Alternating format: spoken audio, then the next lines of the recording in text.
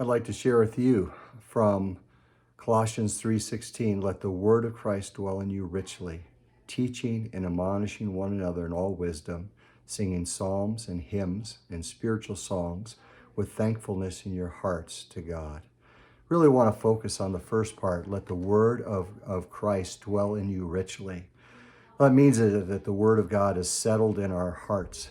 It means that it is established in our minds, in our hearts.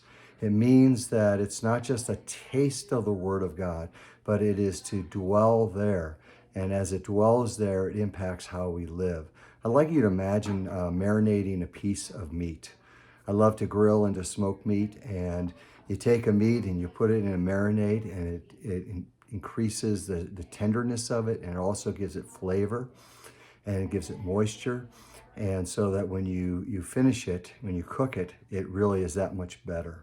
And that's what the word of God is to do to our hearts. It's to soften us. It's to harden us. It's to do whatever it ought to us. It should lead us and direct us. And it's amazing that in this passage, he also says that through dwelling in the word of God, we can admonish and teach one another.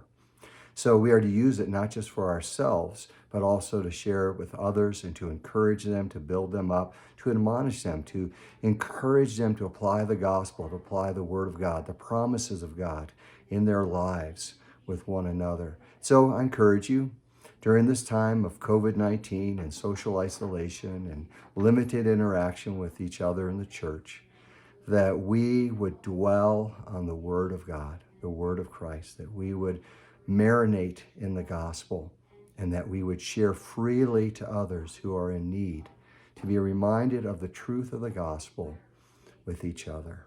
I pray that you will be encouraged by this word, and that you would take it seriously, that you would want to encourage other people.